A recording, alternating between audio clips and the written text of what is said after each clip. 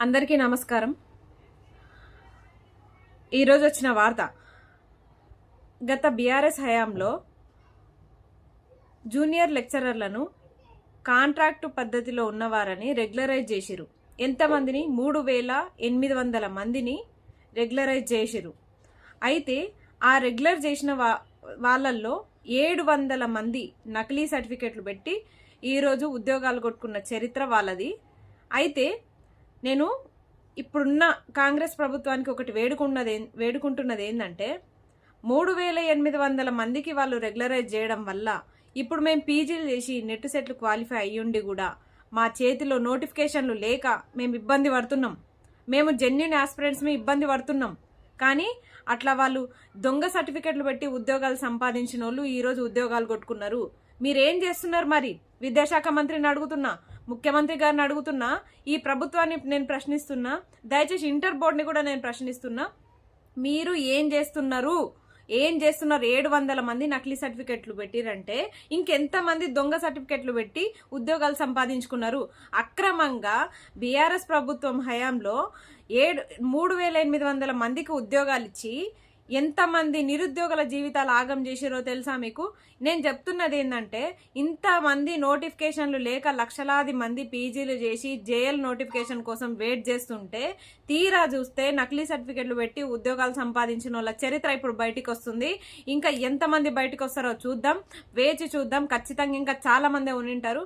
నా అంచనా ప్రకారం దగ్గర ఇంకొక 1000 మంది కూడా బయటపడే అవకాశాలు ఉంటాయి.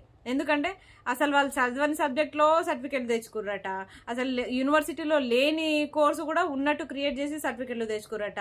ఒక్కొక్కరికి కొంతమందికి బోర్డులో సభ్యులకి 5 లక్షలు ఇచ్చిరట. ఇవన్నీ ఆరోపణలా లేకపోతే నిజాలా? ఇవన్నీ బయటికి తీయడం ప్రభుత్వం బాధ్యత. ఇవన్నీ అందరికీ బయట పెట్టి మా సందేహాలు నివృత్తి చేయడం ప్రభుత్వం బాధ్యత. దయచేసి నేను నిరుద్యోగులందరి తరపు నుంచి నేను కోరుకుంటున్నా. నేను కూడా ఒక జేఎల్ జూనియర్ లెక్చరర్ 1:2 దాకా వెళ్ళి మిస్ అయిన ఆస్పిరెంట్గా నేను ఉద్యోగం కోల్పోయి బాధపడి ఈరోజు ఈ స్థితిలో కొట్లాడుతున్నా అంటే కేవలం జూనియర్ లెక్చరర్ జాబ్ నాకు మిస్ అవ్వడం వల్లనే. ఆ బాధ నాకు తెలుసు కాబట్టి, ఈ ఉద్యమాలు ఇంతటికి దారి తీసినాయి కాబట్టి నేను చెప్పేది ఏంటంటే, దయచేసి మా భవిష్యత్తుతో ఎవరు కూడా ఆడుకోకండి. ఏ ప్రభుత్వానికైనా విన్నవించేది ఒక్కటే, వాళ్ళు అట్లా చేసిరు. ఇప్పుడు వాటికి సవరణలుగా మీరు ఏం చేయాలంటే, మీరు మాకు చేసే సాయం ఏదైనా ఉందంటే, ఇప్పుడు కాంగ్రెస్ గవర్నమెంట్ని నేను చెప్తున్నా, దయచేసి ఆ 3800 మంది సర్టిఫికెట్లను మళ్ళీ కూడా వెరిఫికేషన్ చేయండి. మళ్ళీ కూడా అసలు ఏ దొడ్డి దారిన ఉద్యోగాలు సంపాదించుకొని ఈరోజు మాలాంటి నిజాయితీగా కొట్లాడుతున్న నిజాయితీగా చదువుకున్న నిరుద్యోగులకి కరెక్ట్ మా సర్టిఫికెట్లు ఉండి కూడా మేమేం చేయలేని పరిస్థితుల్లో మేమున్నాము.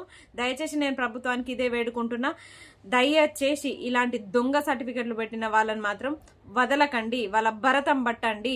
మీరు ఎన్నో జీవోలను మార్చిరు. బీఆర్ఎస్ తెచ్చిన ప్రతి జీవో మీకు నచ్చదు కదా. దయచేసి బీఆర్ఎస్ చేసిన పనులేవి మీకు నచ్చదు కదా. ఆఖరికి ఇది 5 రూపాయల భోజన పథకం, అన్నపూర్ణ, అది కూడా మార్చిర్రు. టీఎస్ని టీజీగా మార్చిర్రు. ఇట్లా అన్ని అసలు బీఆర్ఎస్ చేసిన పథకాలు ఏవి ఇప్పుడు వాటి పేర్లు లేవు కదా, అన్ని మార్చేసారు కదా. దయచేసి ఇది కూడా మార్చండి. అసలు ఈ జీవోలను కూడా జూనియర్ లెక్చరర్లని క్రమబద్ధీకరించి కాంట్రాక్ట్ పద్ధతిలో ఉన్న వాళ్ళని రెగ్యులరైజ్ చేసిన జీవోలను కూడా మార్చండి. అసలు 3800 మంది కొంతమంది దొడ్డిదారిలో ఉద్యోగాలు సంపాదించుకున్నారు. 14 సంవత్సరాల సర్వీస్ లేకపోయినా కొంతమంది రెగ్యులరైజ్ అయ్యారట. అది ఎట్లా అయ్యారో కూడా మీరు బయటపెట్టే బాధ్యత మీది. ఖచ్చితంగా విద్యాశాఖ మంత్రి గారు, ముఖ్యమంత్రి గారు, అలాగే కాంగ్రెస్ గవర్నమెంట్ పెద్దలు, అలాగే ఇంటర్ బోర్డు కూడా మీరు ప్రత్యేక చొరవ తీసుకొని దయచేసి మాలాంటి ఆస్పిరెంట్స్కి న్యాయం చేస్తారని చెప్పేసి నేను కోరుకుంటున్నా. ఎందుకంటే లక్షలాది మంది జూనియర్ లెక్చరర్ పోస్టుల కోసం, డిగ్రీ లెక్చరర్ పోస్టుల కోసం చాలా 1000 కళ్ళతో ఎదురు చూస్తున్నాం. మేము ప్రిపరేషన్లో ఉండి మేము చాలా నష్టపోతున్నాం. దయచేసి మా వయస్సుని, మా బీదరికాన్ని అన్నిటినీ దృష్టిలో పెట్టుకొని దయచేసి ఆ నకిలీ సర్టిఫికేట్ గాళ్ళని తొందరగా తరిమేయాలి. ఆ తర్వాత వాళ్ళని రెగ్యులరైజ్ చేసిరు కదా, అసలు ఆ రెగ్యులరైజ్ చేయడంలో ఎంత న్యాయం ఉందో నాకైతే అర్థమైతలేదు. ఎందుకంటే ఇంత చదువుకొని ఎగ్జామ్లు రాసి ఇంత అక్కడ దాకా ఆ స్టేజ్ దాకా 1:2 దాకా వెళ్ళి తర్వాత మాకు ఉద్యోగం రాకపోతే ఎట్లుంటుందండి? మా బాధ అర్థం చేసుకోండి కొంచెం అన్నా. దయచేసి ఈ నకిలీగాళ్ళని తరిమి కొట్టండి. ఇంకా ఎంతమంది ఉన్నారో, ఇంకా ఎంత తెర చాటున ఎంతమంది దొంగలు ఉన్నారో ఆ దొంగల భరతం పట్టండి, దొంగల్ని బయటికి లాగండి. మేము కోరుకునేది అదే. జేఎల్ ఆస్పిరెంట్గా, డిఎల్ ఆస్పిరెంట్గా మేము మా నిరుద్యోగులందరి తరపు నుంచి నేను కోరుకుంటున్నా. ధన్యవాదాలు.